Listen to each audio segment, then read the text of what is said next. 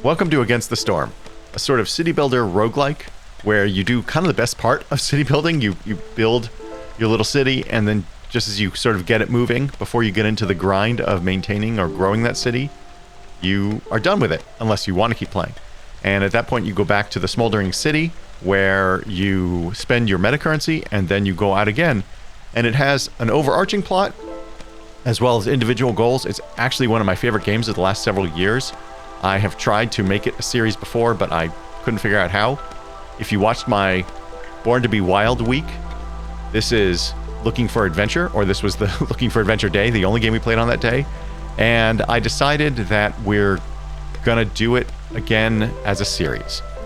If you watch that stream, the first 2 episodes of this series are essentially going to be repeating what happened on that stream. So if you want to jump to episode 3, assuming it's out by the time you're watching this, then we will be picking up kind of from the end of the tutorial, or the third portion of the tutorial. So without any further ado, let's get going. The world is plagued by the Blightstorm, a vile cycle of destruction ravaging everything in its path. The only safe haven is the smoldering city where the mysterious scorched queen reigns. You are one of her viceroys, a pioneer sent into the wilds, tasked with establishing new settlements and acquiring valuable resources for the crown. Your goal is to help rebuild the smoldering city and secure the future of the queen's subjects.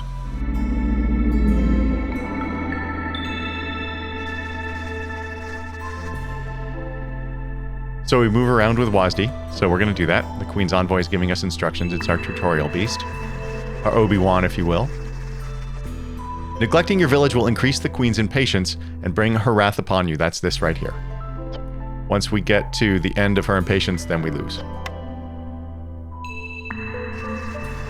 Fulfilling your duties will increase your town's reputation, unlock new buildings, and eventually bring you to victory. That's this. So we earn reputation faster than we earn impatience, and we are done. We win. Now, choose a blueprint. Select the crown icon below. So every time we get to one of these little blue diamonds, we get a new blueprint. So this tutorial, by the way, is prescribed. Or scripted, I guess. So everything should be the same, essentially, except maybe the way we play. I don't think there's any RNG. Each expedition starts with only a few essential blueprints. More will be given to you as you gain reputation points. Now, pick the Woodcutter's Camp.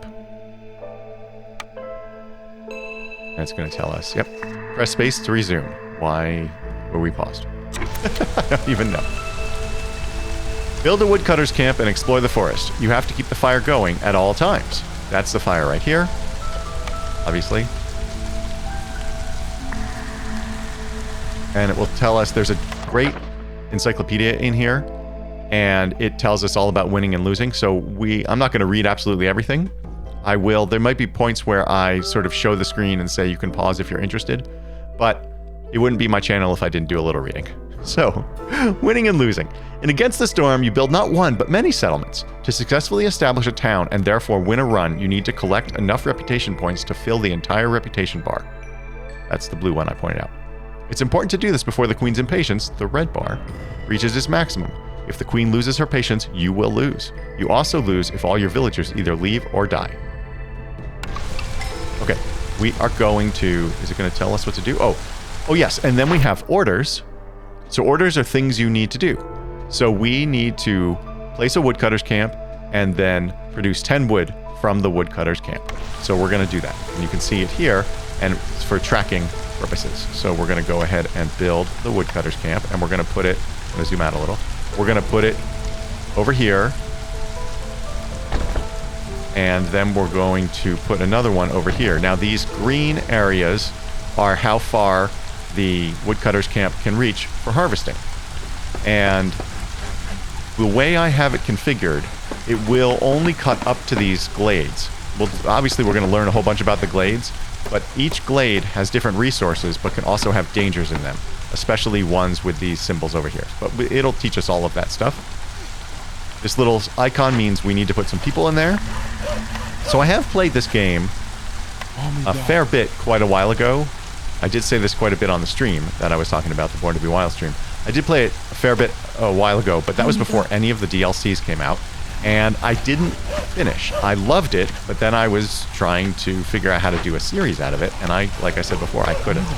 So you'll notice, by the way, I did it too quickly, you'll notice that these little dudes these beavers, have little wood on them, and that means they get a specialization. They get extra, doesn't it tell us? Yes, this worker has a 10% chance of doubling their yield, so they're just harvesting wood.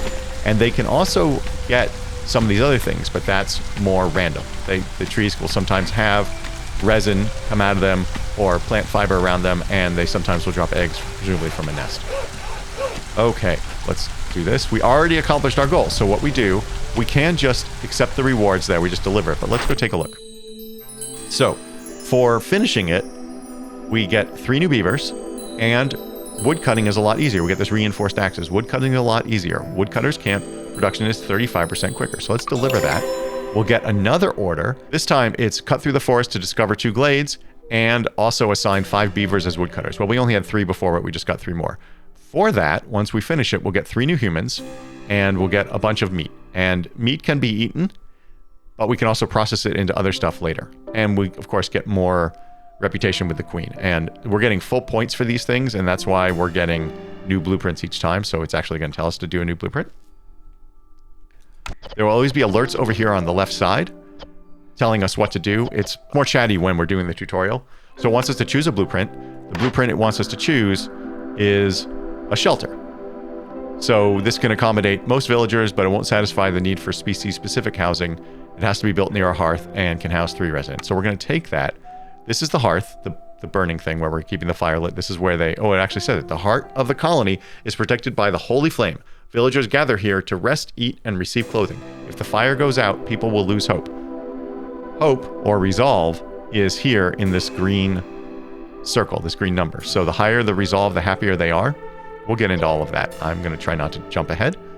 So anybody who is learning for the first time can go ahead and play along. And by the way, like I said, the tutorial is scripted, so you can do the exact same thing. Yeah, so it wants us to mark trees for harvest. We can just let our woodcutters chop stuff up, but I actually have set the option, and I recommend that you do this as well. Avoid glades except as marked. So it can be, because your woodcutters will cut on their own. You don't have to micro them. So they will cut down any tree. They can cut down only marked trees. They can avoid glades altogether, or avoid glades as marked. So we actually are going to mark it for chopping down, or only mark trees and avoid glades. So you can micro it if that makes sense to you. But I like to let them cut around and just gather wood for us because we need it as a resource, but I don't want them to just open glades willy-nilly. So what we're going to do is... the first thing we'll do is assign another woodcutter. And we'll assign more woodcutters. They wanted us to do 5. We're going to do all 6 beavers, so we get a lot more wood. And there are, by the way, quite a few more things that are locked right now because it is the tutorial. So it wants us to mark trees for harvest. That's this button right here. We can also use F. And it gives you a little bit of control. You can see there, we use F to mark. You can hold Shift to be more accurate, or more choosy, I guess, more picky. We can also use Control to exclude trees from the edge of glades and Alt to clear them. So basically if we mark this stuff here, then we can use Alt to clear that marking. And if I'm holding Control right now, which I am, I can't mark trees over here that will cut into the glade because you want to be cautious in a lot of cases about opening the glades. Let's clear all this for a second. Actually, you'll notice here, these are white. That means they are not within range. Hey now. They're not within range of any of our woodcutters camps, so they will never get cut. So let's clear that and play the game. Okay, so we're going to cut into, it wants us to cut into glades. So we're going to mark trees there, we're mark trees there, and in fact, maybe, no. Actually, let's do that and have these guys there. As long as I haven't gone into a forbidden glade or a dangerous glade. Okay, we're good. I'm going to hit space and we're going to go.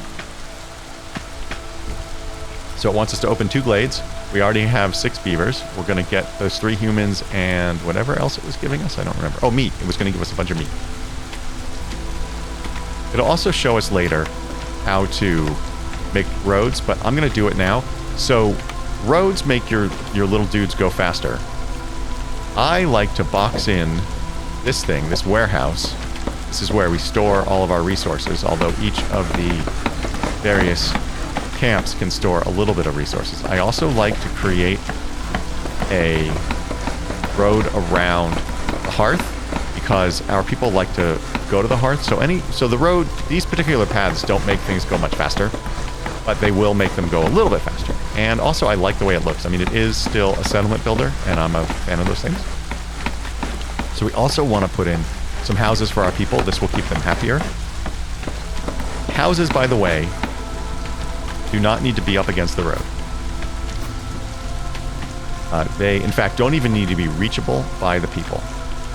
But because I'm anal, we're going to go ahead and put them in anyway. And it just paused for us because we opened a glade, I assume. Yeah, we made it into this glade. You can see it right there. And so I have it set to pause whenever we open glades. And it does give you... Well, let me put down these houses and I'll show you.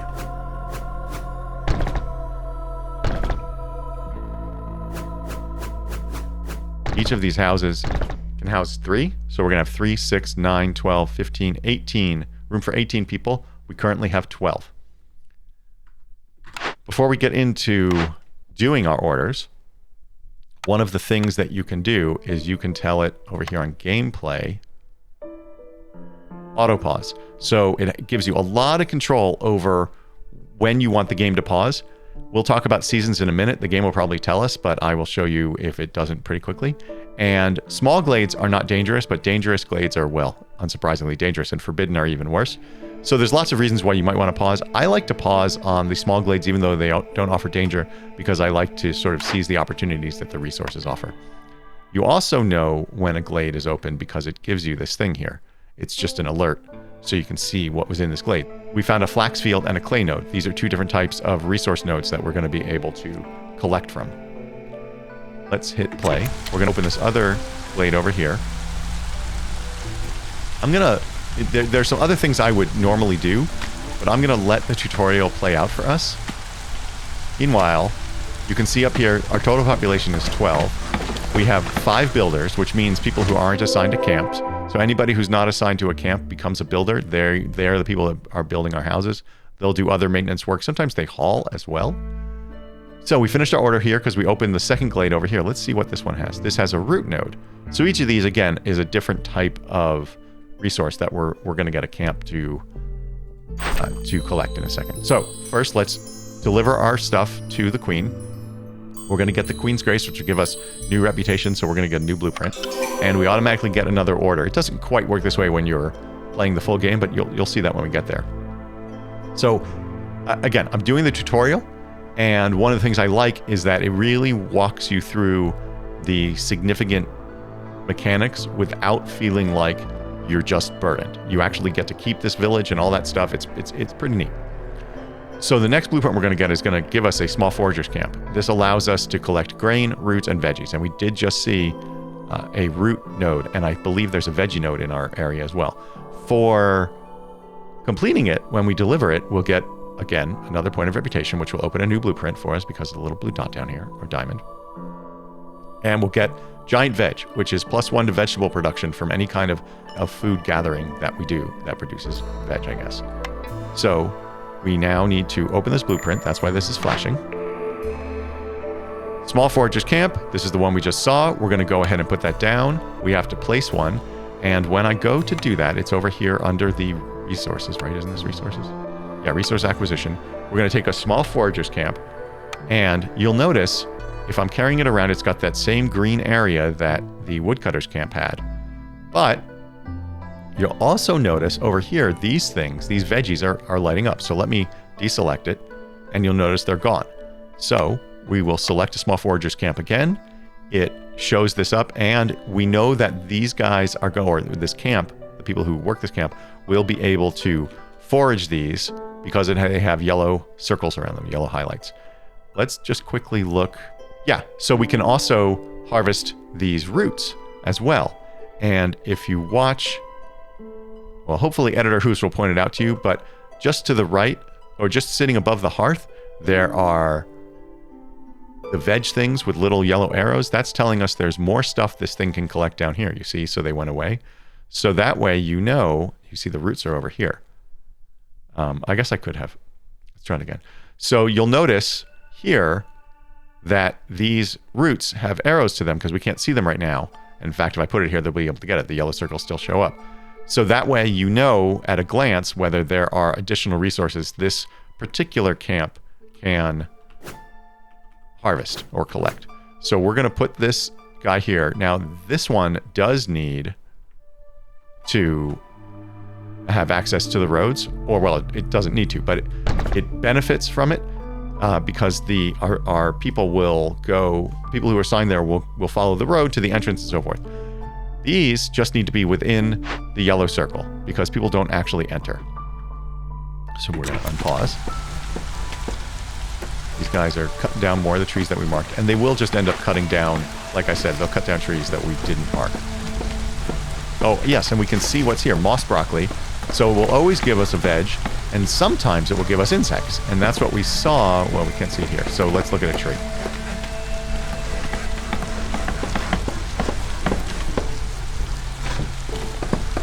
Hey, why don't you... Oh, there we go. A lush tree. So we can get wood out of it. We always get wood. We have a 15% chance of getting... What are those things? Those are insects. Yeah, insects. And 10% plant fiber and 5% eggs every time we harvest a tree. And we now have 8 workers free because we got those 3 humans. So we're just waiting for them to build this thing. Okay, there they go. Maybe we needed more wood. I don't know. It's going to take a while. Oh yeah, we probably did because I built so many damn houses.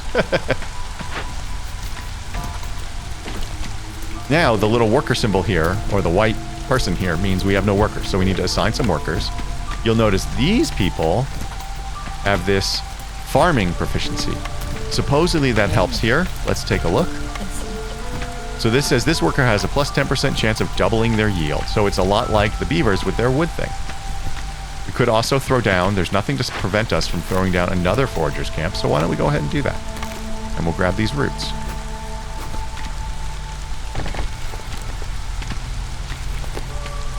So now we're just waiting for them to bring 5 veggies in. And normally I would put down, because I like to build roads, I would put roads all over the place. I'd organize things well. I don't think we need necessarily to do that this time. It's telling us to mark trees for harvest, even though our camps are set up to, or our options are set up to harvest for us. But this is reminding us, as part of the tutorial, that we do need to be marking trees to tell our guys what to do in general. So we're going to assign 1 human to this thing since there's only a handful of roots there. And why don't we mark some more trees? I'm using F to do that, remember. We'll make some room. In fact, let's see how big our hearth area is.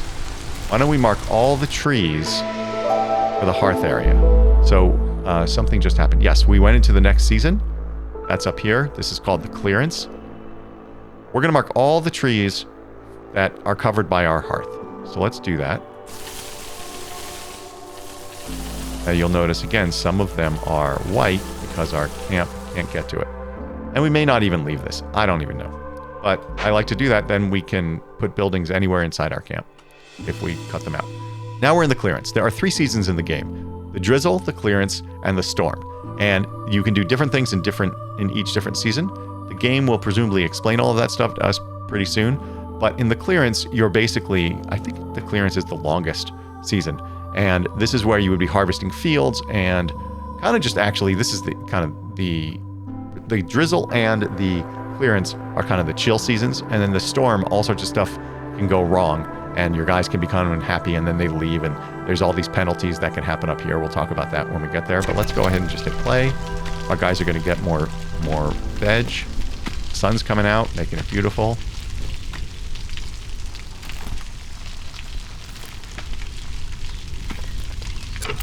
Oh, let me point out, We got before this reinforced axis thing, so this is wood cutting is a lot easier. We get 30%, 35% quicker production. And this is the Firekeeper bonus, so we're getting +1 global resolve because we have a lizard handling our fire in here. They each get a bonus. Each race of colonists has different bonuses and needs and stuff like that, so you have to manage their mood and their wants and desires, just like Grimworld or Timberborn or any of those colony builders. Okay, our orders are ready. It's telling us. It doesn't want us to forget. And we can just collect right here, or deliver. So our next one is presumably to build a stonecutters camp. So let's pick that. This thing can collect stone, clay, and sea marrow from those things. Let's go look at our orders, though. So it wants us to build a stonecutters camp and have 5 clay, and then we will get steel shovels, which gives us +1 clay production, and we'll be given 20 stone to use as resources. So what we're going to do again, you can see there's a little pattern here, right? They're giving us things that we can use to harvest the resource nodes that they know are here as they design the tutorial. So you notice this thing is going to get all of these clay nodes, and I will put in a path because I can, and I like the way it looks. And I can zoom in and out with the mouse wheel. We're going to build that, and then we're going to assign some people to it.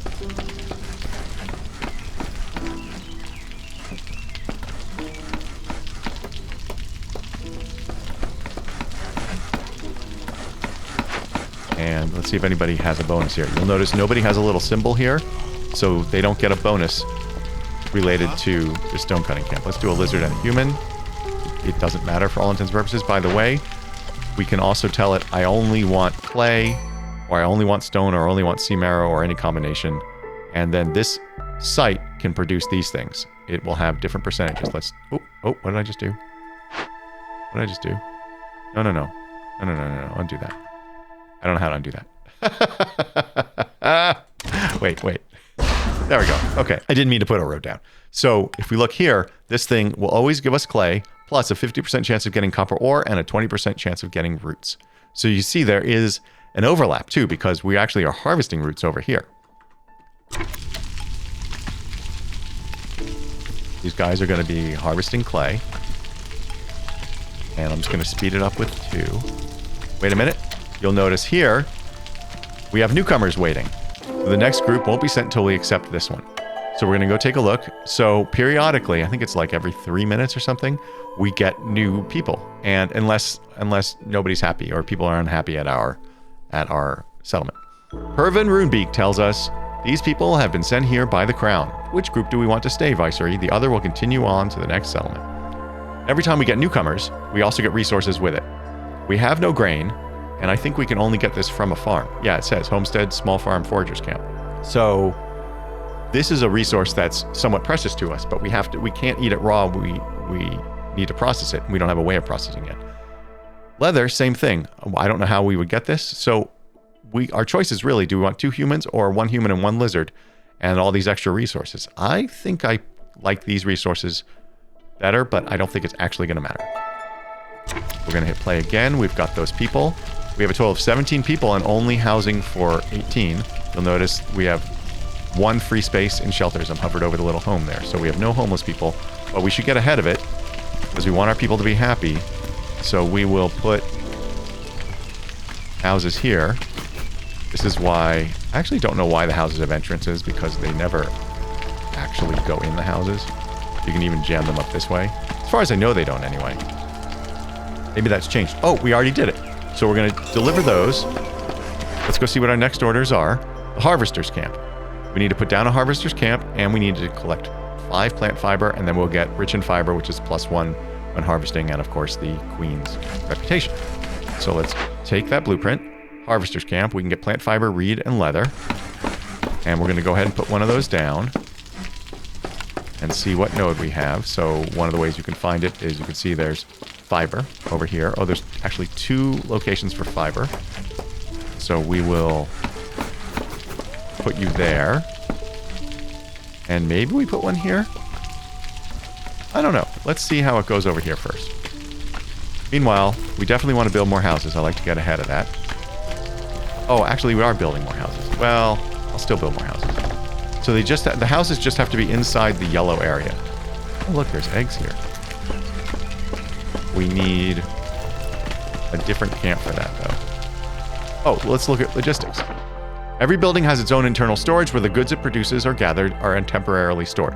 I'm not gonna read this, but if you'd like to pause and read the rest of it, you can. I will just tell you that each building has some storage itself inside, and then when that storage gets filled, your workers have to pause in their harvesting or collecting and take it to the central storage.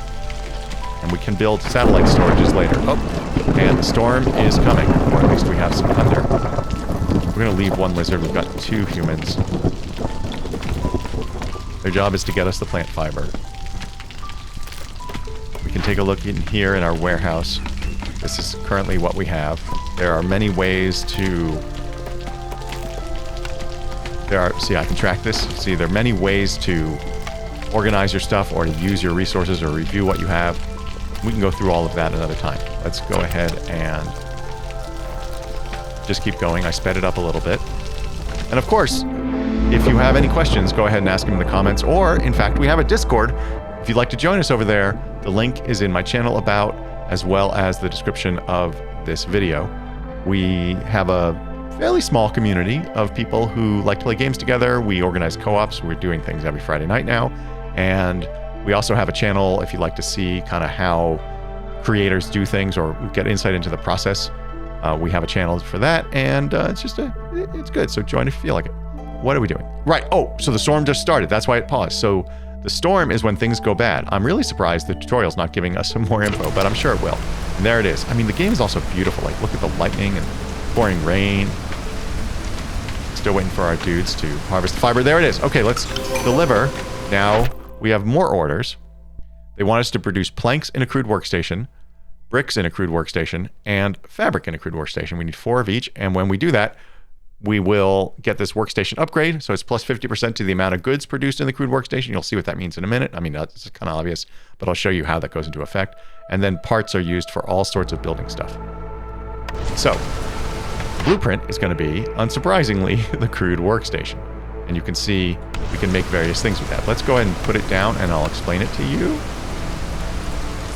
This stuff, obviously I can explain to you because I have played before. Later, I will have much less clue and we can figure it out together. So we put down this crude workstation. Now that it's built, we can choose what resources we want our builders to make. We can turn off pipes. We actually don't have copper. But we know we want 4 of each of these things. And later we can tell it, well, we want wood, we want to limit what can be built, but it's trying to keep things simple. You'll notice also that you can change the resource that is used as the input. We've never seen algae, and we actually haven't seen reed either. So right now we're going to use fiber.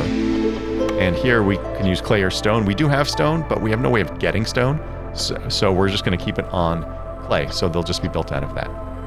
And now we're back. So the storm has already ended. We're back in the drizzle. Oh, I guess the drizzle is longer than the clearance. See, we have about 6 minutes left. This is our objective. We're going to go ahead and speed things up. We actually don't have enough workers. Although maybe it doesn't matter because we're not building anything. So we'll wait and see.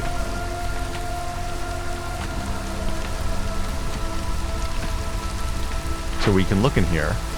They are building, okay, this one's building a couple of fabric, this one's building a couple of bricks.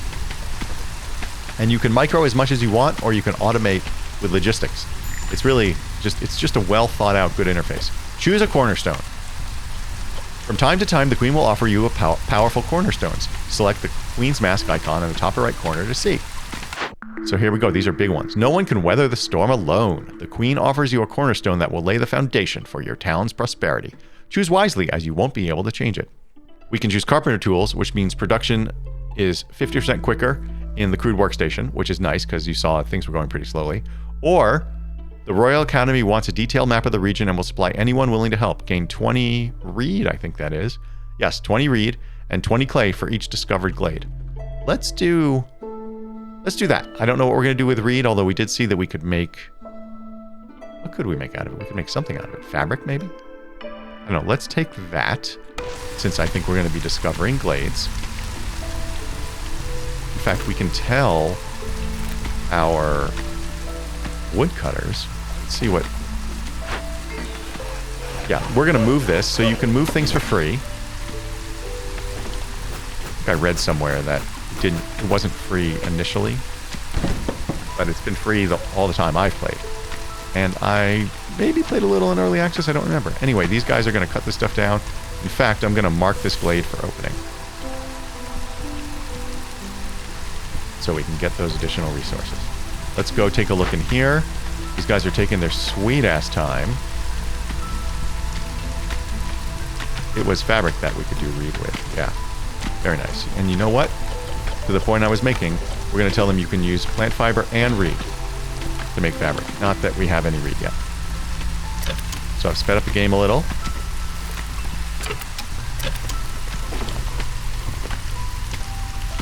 And they're just trucking along.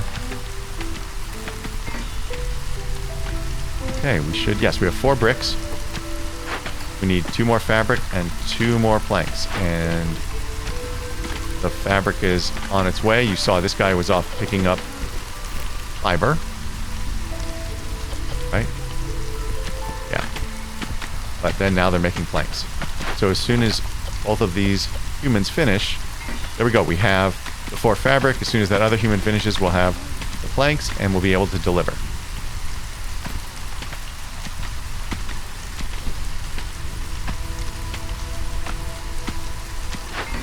And there it was, as soon as I went in there. Okay, so let's do that. Let's see what our next orders are. Ancient tablets. So now it gets interesting. So we have to cut through the forest to discover a dangerous or forbidden glade. We need to change scrolls to fabric in the ancient shrine. And we need to deliver 1 ancient tablet. And for that, we'll get 30 amber and another queen's reputation. You'll notice, by the way, when we get this queen's reputation, we're going to win. Because all you have to do is fill the blue bar. Basically, all you have to do is fill the blue bar before you fill the red bar. And you can see we haven't really filled the red bar because, well, it's a tutorial. So we're going to go ahead and take the blueprint. Now, this time, we actually get a choice. And this is normally how it looks when you're playing the game for real. You usually are offered much more than 1 blueprint. Sometimes 2, sometimes 3. I think you can get some kind of perk that lets you have 4. Each of these houses are specific to a race. So each of them works essentially functionally exactly the same just for their race. A building especially designed for humans must be built near a hearth, fulfills the need for human housing, and can accommodate 2. Now remember, our normal houses can accommodate 3. So we actually need more of the race-specific houses to house the same number of residents. So I don't think it's going to matter very much what we choose, but we do have more humans than anything else. So let's go ahead and take the humans. No, human housing, excuse me. We're going to build some human houses because we can. So we'll put that there. Notice it takes... Oh, was that not... I don't know if that's in our domain, but notice it takes different resources. So if we look here at shelter, this takes 10 just plain old wood that we get from trees, whereas this takes 2 bricks and 4 planks. So those can only be made here at the crude workstation. But we'll put down a few of those. I don't actually think it's going to matter, but I don't know. Next, we need to go to the dangerous glade. Let's go ahead and play so our guys can keep doing things. This is the dangerous glade. So these things are, you don't know it, of course, but these things are things we can do once we're in the dangerous glade. So let's go ahead and just cut this. We're going to need to move our camp because they're too far from what we just told them to do. In fact, I'm going to wipe everything out. And then I'm going to just cut right through the dangerous glade so that we don't have to wait for any fattery. Newcomers are waiting. So let's go ahead and add people. So what do we want? We can have more veg and grain, or we can have more clay, fiber, and stone. And I don't think we care what our mix of races is right now. So let's go ahead and accept the humans and the beaver. And we're not at homelessness yet. Oh, we just opened another glade over here. We're not going to worry about that for now. But we should get resources from doing that. So you can see buffs start to really build up here, these permanent things. So as you take different perks, lots of great stuff happens. Now, again, we're not going to have to do anything for these houses. The people will just move in, but now they become happier. We are in the clearance. About to cut through. Here we go. And I have it set to pause whenever we enter any kind of glade, but especially these dangerous glades. Glade events. Once again, if you want to pause and read this, you can. I will just summarize it as every time you open a glade, you can find events in it, the dangerous and forbidden glades. And maybe in the safe ones, the small ones, and you have to do something to clear that event, and you can get a bunch of resources from it. You can also get curses and other stuff. So it's fascinating. I feel like you can read it if you want to. A lot of people just don't want to hear me read. So we are in the glade. This is our event. And what happens is there's a potential threat. So in 44 seconds, we get the Curse of the Forefathers. And the consequence of that is disturbing the ruins of the great civilization can have grave consequences. It's going to kill 3 random villagers unless we can finish this thing quickly enough. But you'll notice it's going to take 1:30, and this is going to happen in 44 seconds. And I do believe this will happen more than once. For finishing the event, though, we get a Chest of the Ancients tablet, which was one of our goals. So let's go ahead and assign some people. Now, keep an eye down here. Estimated time 1:30. We're going to assign one person, so 1:30. Yeah. Another beaver went down. See, we're speeding it up. And we'll do a lizard. So now it's only going to take 30 seconds.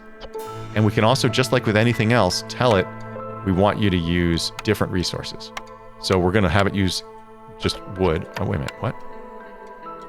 Yeah, just use wood. And in this case, it's not like the recipes. You use one or the other. We're going to tell it to use fabric. And turn fabric to scrolls. Wait a second. So we can use fabric and planks and change scrolls to fabric. Oh, this is actually...